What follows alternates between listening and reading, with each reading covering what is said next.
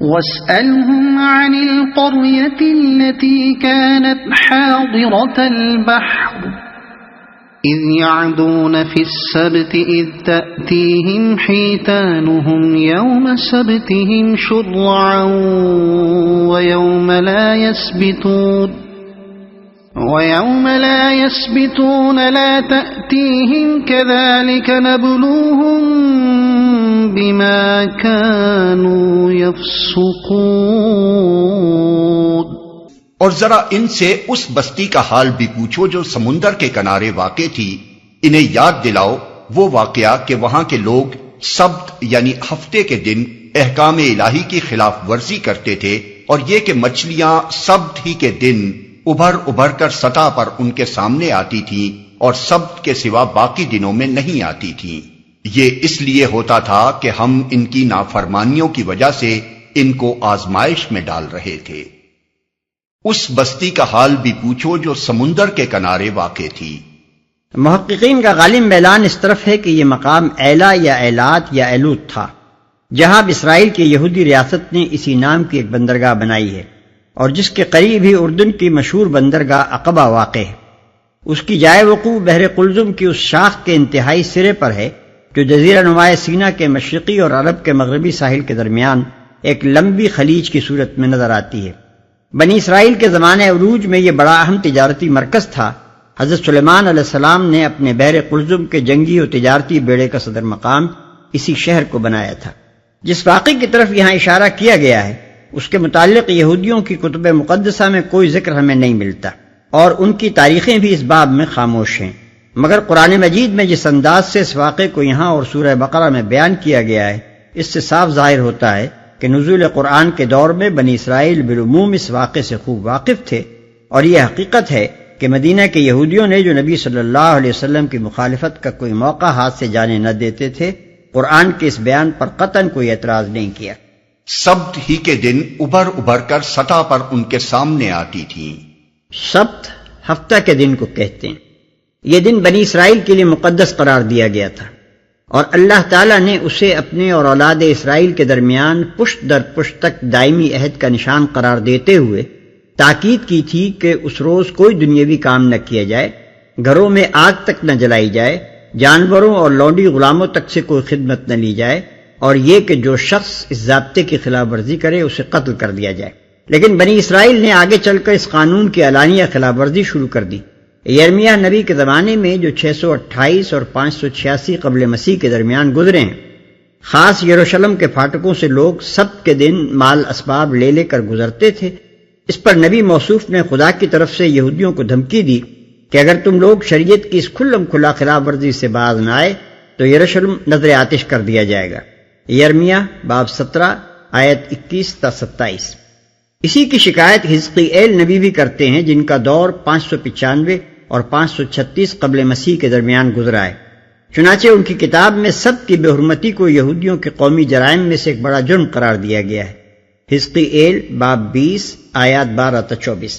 ان حوالوں سے یہ گمان کیا جا سکتا ہے کہ قرآن مجید یہاں جس واقعے کا ذکر کر رہا ہے وہ بھی غالباً اسی دور کا واقعہ ہوگا۔ ان کی نافرمانیوں کی وجہ سے ان کو آزمائش میں ڈال رہے تھے۔ اللہ تعالیٰ بندوں کی آزمائش کے لیے جو طریقے اختیار فرماتا ہے ان میں سے ایک طریقہ یہ بھی ہے کہ جب کسی شخص یا گروہ کے اندر فرما برداری سے انحراف اور نافرمانی کی جانب میلان بڑھنے لگتا ہے تو اس کے سامنے نافرمانی کے مواقع کا دروازہ کھول دیا جاتا ہے تاکہ اس کے وہ میلانات جو اندر چھپے ہوئے ہیں کھل کر پوری طرح نمایاں ہو جائیں، اور جن جرائم سے وہ اپنے دامن کو خود داغدار کرنا چاہتا ہے ان سے وہ صرف اس لیے باز نہ رہ جائے کہ ان کے ارتکاب کے مواقع اسے نہ مل رہے ہوں۔ وَإِذْ قَالَتْ أُمَّةٌ مِّنْهُمْ لِمَ تَعِظُونَ قَوْمًا اللَّهُ مُهْلِكُهُمْ أَوْ مُعَذِّبُهُمْ عَذَابًا شَدِيدًا قَالُوا مَعْذِرَةً إِلَى رَبِّكُمْ وَلَعَلَّهُمْ يَتَّقُونَ۔ اور انہیں یہ بھی یاد دلاؤ کہ جب ان میں سے ایک گروہ نے دوسرے گروہ سے کہا تھا کہ تم ایسے لوگوں کو کیوں نصیحت کرتے ہو جنہیں اللہ ہلاک کرنے والا یا سخت سزا دینے والا ہے، تو انہوں نے جواب دیا تھا کہ کہ ہم یہ سب کچھ تمہارے رب کے حضور اپنی معذرت پیش کرنے کے لیے کرتے ہیں اور اس امید پر کرتے ہیں کہ شاید یہ لوگ اس کی نافرمانی سے پرہیز کرنے لگیں۔ فَلَمَّا نَسُوا مَا ذُكِّرُوا بِهِ أَنجَيْنَا الَّذِينَ يَنْهَوْنَ عَنِ السُّوءِ وَأَخَذْنَا الَّذِينَ ظَلَمُوا بِعَذَابٍ بَئِيسٍ بِمَا كَانُوا يَفْسُقُونَ۔ آخر کار جب وہ ان ہدایات کو بالکل ہی فراموش کر گئے جو انہیں یاد کرائی گئی تھی، تو ہم نے ان لوگوں کو بچا لیا جو برائی سے روکتے تھے، اور باقی سب لوگوں کو جو ظالم تھے ان کی نافرمانیوں پر سخت عذاب میں پکڑ لیا۔ اس بیان سے معلوم ہوا کہ اس بستی میں 3 قسم کے لوگ موجود تھے۔ ایک وہ جو دھڑلے سے احکام الہی کی خلاف ورزی کر رہے تھے، دوسرے وہ جو خود تو خلاف ورزی نہیں کرتے تھے مگر اس خلاف ورزی کو خاموشی کے ساتھ بیٹھے دیکھ رہے تھے اور ناصحوں سے کہتے تھے کہ ان کمبختوں کو نصیحت کرنے سے کیا حاصل ہے، تیسرے وہ جن کی غیرت ایمانی حدود اللہ کی اس کھلم کھلا بے حرمتی کو برداشت نہ کر سکتی تھی، اور وہ اس خیال سے نیکی کا حکم کرنے اور بدی سے روکنے میں سرگرم تھے کہ شاید وہ مجرم لوگ ان کی نصیحت سے راہ راست پر آ جائیں، اور اگر وہ راہ راست نہ اختیار کریں تب بھی ہم اپنی حد تک تو اپنا فرض ادا کر کے خدا کے سامنے اپنی براءت کا ثبوت پیش کر ہی دیں۔ اس صورتحال میں جب اس بستی پر اللہ کا عذاب آیا تو قرآن مجید کہتا ہے کہ ان تینوں گروہوں میں سے صرف تیسرا گروہ ہی اس سے بچا لیا گیا، کیونکہ اسی نے خدا کے حضور اپنی معذرت پیش کرنے کی فکر کی تھی، اور وہی تھا جس نے اپنی برات کا ثبوت فراہم کر رکھا تھا۔ باقی دونوں گروہوں کا شمار ظالموں میں ہوا اور وہ اپنے جرم کی حد تک مبتلا عذاب ہوئے۔ بعض مفسرین نے یہ خیال ظاہر کیا ہے کہ اللہ تعالیٰ نے پہلے گروہ کے مبتلا عذاب ہونے کی اور تیسرے گروہ کے نجات پانے کی تصریح کی ہے، لیکن دوسرے گروہ کے بارے میں سکوت اختیار کیا ہے، لہذا اس کے متعلق یہ نہیں کہا جا سکتا کہ وہ نجات پانے والوں میں سے تھا یا مبتلا عذاب ہونے والوں میں سے۔ پھر ایک روایت ابن عباس رضی اللہ عنہ سے یہ مروی ہے کہ وہ پہلے اس بات کے قائل تھے کہ دوسرا گروہ مبتلا عذاب ہونے والوں میں سے تھا، بعد میں ان کے شاگرد اکرمہ نے ان کو مطمئن کر دیا کہ دوسرا گروہ نجات پانے والوں میں شامل تھا۔ لیکن قرآن کے بیان پر جب ہم غور کرتے ہیں تو معلوم ہوتا ہے کہ حضرت ابن عباس رضی اللہ عنہ کا پہلا خیال ہی صحیح تھا۔ ظاہر ہے کہ کسی بستی پر خدا کا عذاب آنے کی صورت میں تمام بستی 2 ہی گروہوں میں تقسیم ہو سکتی ہے، ایک وہ جو عذاب میں مبتلا ہو اور دوسرا وہ جو بچا لیا جائے۔ اب اگر قرآن کی تصریح کے مطابق بچنے والا گروہ صرف تیسرا تھا تو لامحالہ پہلے اور دوسرے دونوں گروہ نہ بچنے والوں میں شامل ہوں گے۔ اسی کی تائید معذرتاً الی ربکم کے فقرے سے بھی ہوتی ہے، جس کی توثیق بعد کے فقرے میں خود اللہ تعالیٰ نے فرما دی ہے۔ اس سے صاف ظاہر ہوتا ہے کہ جس بستی میں اعلانیہ احکام الہی کی خلاف ورزی ہو رہی ہو وہ ساری کی ساری قابل مواخذہ ہوتی ہے، اور اس کا کوئی باشندہ محض اس بنا پر مواخذے سے بری نہیں ہو سکتا کہ اس نے خود خلاف ورزی نہیں کی، بلکہ اسے خدا کے سامنے اپنی صفائی پیش کرنے کے لیے لازماً اس بات کا ثبوت فراہم کرنا ہوگا کہ وہ اپنی حد استطاعت تک اصلاح اور اقامت حق کی کوشش کرتا رہا تھا۔ پھر قرآن اور حدیث کے دوسرے ارشادات سے بھی ہم کو ایسا ہی معلوم ہوتا ہے کہ اجتماعی جرائم کے باب میں اللہ کا قانون یہی ہے۔ چنانچہ قرآن میں فرمایا گیا ہے کہ وَاتَّقُوا فِتْنَةً لَا تُصِيبَنَّ الَّذِينَ ظَلَمُوا مِنْكُمْ خَاصَّةً، ڈرو اس فتنے سے جس کے وبال میں خصوصیت کے ساتھ صرف وہی لوگ گرفتار نہیں ہوں گے جنہوں نے تم میں سے ظلم کیا۔ اور اس کی تشریح میں نبی صلی اللہ علیہ وسلم فرماتے ہیں کہ اللہ عز و جل خاص لوگوں کے جرائم پر عام لوگوں کو سزا نہیں دیتا جب تک کہ عامت الناس کی یہ حالت نہ ہو جائے کہ وہ اپنی آنکھوں کے سامنے برے کام ہوتے دیکھیں اور وہ ان کاموں کے خلاف اظہار ناراضی کرنے پر قادر ہوں اور پھر کوئی اظہار ناراضی نہ کریں۔ پس جب لوگوں کا یہ حال ہو جاتا ہے تو اللہ خاص و عام سب کو عذاب میں مبتلا کر دیتا ہے۔ مزید برآں جو آیات اس وقت ہمارے پیش نظر ہیں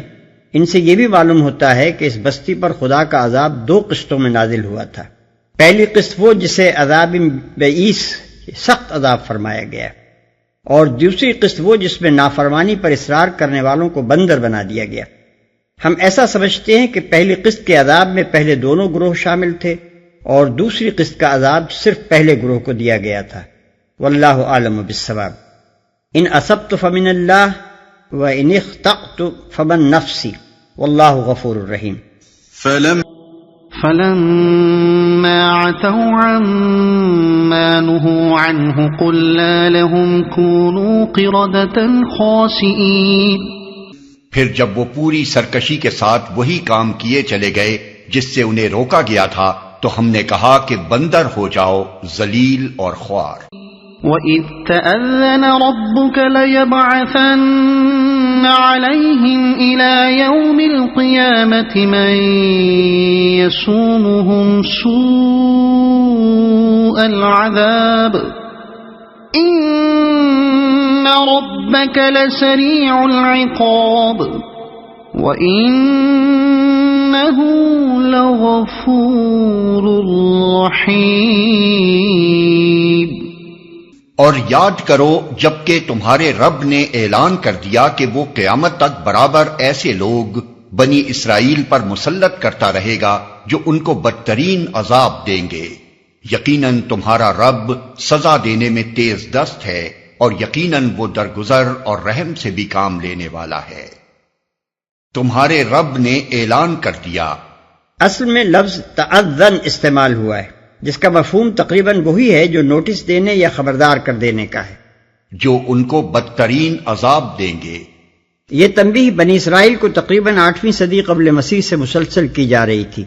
چنانچہ یہودیوں کے مجموعہ کتب مقدسہ میں یسیح اور یرمیہ اور ان کے بعد آنے والے انبیاء کی تمام کتابیں اسی تنبیہ پر مشتمل ہیں۔ پھر یہی تنبیہ مسیح علیہ السلام نے انہیں کی، جیسا کہ اناجیل میں ان کی متعدد تقریروں سے ظاہر۔ آخر میں قرآن نے اس کی توثیق کی۔ اب یہ بات قرآن اور اس سے پہلے صحیفوں کی صداقت پر ایک بین شہادت ہے کہ اس وقت سے لے کر آج تک تاریخ میں کوئی دور ایسا نہیں گزرا ہے جس میں یہودی قوم دنیا میں کہیں نہ کہیں روندی اور پامال نہ کی جاتی رہی ہو۔ وَقَطَّعْنَاهُمْ فِي الْأَرْضِ أُمَمًا مِّنْهُمُ الصَّالِحُونَ وَمِنْهُمْ دُونَ ذَلِكَ وَبَلَوْنَاهُمْ بِالْحَسَنَاتِ وَالسَّيِّئَاتِ لَعَلَّهُمْ يَرْجِعُونَ۔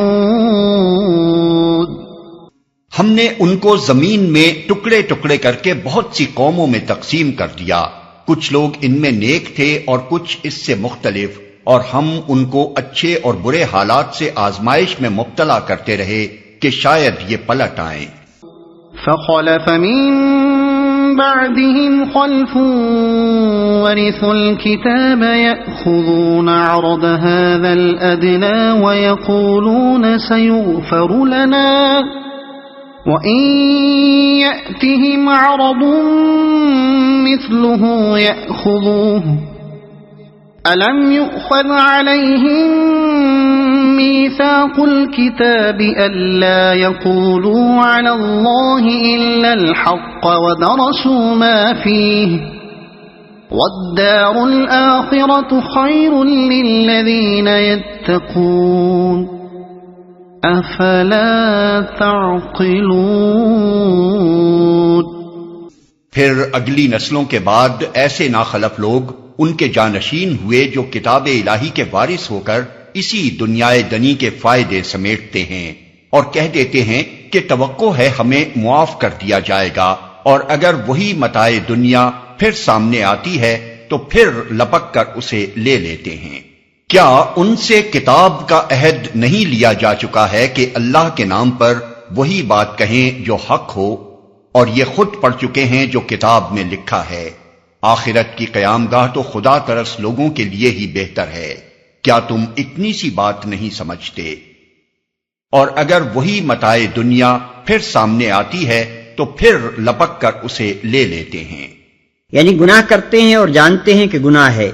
مگر اس بھروسے پر اس کا ارتکاب کرتے ہیں کہ ہماری تو کسی نہ کسی طرح بخشش ہو ہی جائے گی کیونکہ ہم خدا کے چہیتے ہیں، اور خواہ ہم کچھ ہی کریں بہرحال ہماری مغفرت ہونی ضروری ہے۔ اسی غلط فہمی کا نتیجہ ہے کہ گناہ کرنے کے بعد وہ نہ شرمندہ ہوتے ہیں نہ توبہ کرتے ہیں، بلکہ جب پھر ویسے ہی گناہ کا موقع سامنے آتا ہے تو پھر اس میں مبتلا ہو جاتے ہیں۔ بد نصیب لوگ اس کتاب کے وارث ہوئے جو ان کو دنیا کا امام بنانے والی تھی، مگر ان کی کمظرفی اور پست خیالی نے اس نسخہ کیمیا کو لے کر دنیا کی متاع حقیر کمانے سے زیادہ بلند کسی چیز کا حوصلہ نہ کیا، اور بجائے اس کے کہ دنیا میں عدل و راستی کے علمبردار اور خیر و صلاح کے رہنما بنتے، محض دنیا کے کتے بن کر رہ گئے۔ جو کتاب میں لکھا ہے، یعنی یہ خود جانتے ہیں کہ تورات میں کہیں بھی بنی اسرائیل کے لیے نجات کے غیر مشروط پروانے کا ذکر نہیں ہے۔ نہ خدا نے کبھی ان سے یہ کہا اور نہ ان کے پیغمبروں نے کبھی ان کو یہ اطمینان دلایا کہ تم جو چاہو کرتے پھرو، بہرحال تمہاری مغفرت ضرور ہوگی۔ پھر آخر انہیں کیا حق ہے کہ خدا کی طرف وہ بات منسوب کریں جو خود خدا نے کبھی نہیں کہی، حالانکہ ان سے یہ عہد لیا گیا تھا کہ خدا کے نام سے کوئی بات خلاف حق نہ کہیں گے۔ آخرت کی قیامگاہ تو خدا ترس لوگوں کے لیے ہی بہتر ہے۔ اس آیت کے دو ترجمے ہو سکتے ہیں، ایک وہ جو ہم نے متن میں اختیار کیا ہے، دوسرا یہ کہ خدا ترس لوگوں کے لیے تو آخرت کی قیامگاہ ہی بہتر ہے۔ پہلے ترجمے کے لحاظ سے مطلب یہ ہوگا کہ مغفرت کسی کا ذاتی یا خاندانی اجارہ نہیں ہے۔ یہ کسی طرح ممکن نہیں ہے کہ تم کام تو وہ کرو جو سزا دینے کے لائق ہوں، مگر تمہیں آخرت میں جگہ مل جائے اچھی، محض اس لیے کہ تم یہودی یا اسرائیلی ہو۔ اگر تم میں کچھ بھی عقل موجود ہو تو تم خود سمجھ سکتے ہو کہ آخرت میں اچھا مقام صرف انہی لوگوں کو مل سکتا ہے جو دنیا میں خدا ترسی کے ساتھ کام کریں۔ رہا دوسرا ترجمہ تو اس کے لحاظ سے مطلب یہ ہوگا کہ دنیا اور اس کے فائدوں کو آخرت پر ترجیح دینا تو صرف ان لوگوں کا کام ہے جو نا خدا ترس ہوں۔ خدا ترس لوگ تو لازماً دنیا کی مصلحتوں پر آخرت کی مصلحت کو اور دنیا کے عیش پر آخرت کی بھلائی کو ترجیح دیتے ہیں۔ والذین یمسکون بالکتاب واقاموا الصلاة انا لا نضیع اجر المصلحین وَإِذْ نَتَقْنَا الْجَبَلَ فَوْقَهُمْ كَأَنَّهُ ظُلَّةٌ وَظَنُّوا أَنَّهُ وَاقِعٌ بِهِمْ خُذُوا مَا آتَيْنَاكُمْ بِقُوَّةٍ وَاذْكُرُوا مَا فِيهِ لَعَلَّكُمْ تَتَّقُونَ۔ جو لوگ کتاب کی پابندی کرتے ہیں اور جنہوں نے نماز قائم رکھی ہے، یقیناً ایسے نیک کردار لوگوں کا اجر ہم ضائع نہیں کریں گے۔ انہیں وہ وقت بھی کچھ یاد ہے جبکہ ہم نے پہاڑ کو ہلا کر ان پر اس طرح چھا دیا تھا کہ گویا وہ چھتری ہے، اور یہ گمان کر رہے تھے کہ وہ ان پر آ پڑے گا، اور اس وقت ہم نے ان سے کہا تھا کہ جو کتاب ہم تمہیں دے رہے ہیں اسے مضبوطی کے ساتھ تھامو، اور جو کچھ اس میں لکھا ہے اسے یاد رکھو، توقع ہے کہ تم غلط روی سے بچے رہو گے۔ اشارہ ہے اس واقعے کی طرف جو موسیٰ علیہ السلام کو شہادت نامے کی سنگین لوحیں عطا کیے جانے کے موقع پر کوہ سینا کے دامن میں پیش آیا تھا۔ بائبل میں اس واقعے کو ان الفاظ میں بیان کیا گیا ہے، اور موسیٰ لوگوں کو خیمہ گاہ سے باہر لایا کہ خدا سے ملائے، اور وہ پہاڑ کے نیچے آ کھڑے ہوئے اور کوہ سینا اوپر سے نیچے تک دھوئیں سے بھر گیا، کیونکہ خداوند شعلے میں ہو کر اس پر اترا، اور دھواں تنور کے دھوئیں کی طرح اوپر کو اٹھ رہا تھا، اور وہ سارا پہاڑ زور سے ہل رہا تھا۔ خروج باب 19 آیت 17 اور 18۔ اس طرح اللہ تعالیٰ نے بنی اسرائیل سے کتاب کی پابندی کا عہد لیا، اور عہد لیتے ہوئے خارج میں ان پر ایسا ماحول طاری کر دیا جس سے انہیں خدا کے جلال اور اس کی عظمت و برتری اور اس کے عہد کی اہمیت کا پورا پورا احساس ہو، اور وہ اس شہنشاہ کائنات کے ساتھ میثاق استوار کرنے کو کوئی معمولی سی بات نہ سمجھیں۔ اس سے یہ گمان نہ کرنا چاہیے کہ وہ خدا کے ساتھ میثاق باندھنے پر آمادہ نہ تھے اور انہیں زبردستی خوفزدہ کر کے اس پر آمادہ کیا گیا۔ واقعہ یہ ہے کہ وہ سب کے سب اہل ایمان تھے اور دامن کوہ میں میثاق باندھنے ہی کے لیے گئے تھے، مگر اللہ تعالیٰ نے معمولی طور پر ان سے عہد و اقرار لینے کے بجائے مناسب جانا کہ اس عہد و اقرار کی اہمیت ان کو اچھی طرح محسوس کرا دی جائے، تاکہ اقرار کرتے وقت انہیں یہ احساس رہے کہ وہ کس قادر مطلق ہستی سے اقرار کر رہے ہیں اور اس کے ساتھ بدعہدی کرنے کا انجام کیا کچھ ہو سکتا ہے۔ یہاں پہنچ کر بنی اسرائیل سے خطاب ختم ہو جاتا ہے، اور بعد کے رکوع میں تقریر کا رخ عام انسانوں کی طرف پھرتا ہے، جن میں خصوصیت کے ساتھ روح سخن ان لوگوں کی جانب ہے جو براہ راست نبی صلی اللہ علیہ وسلم کے مخاطب تھے۔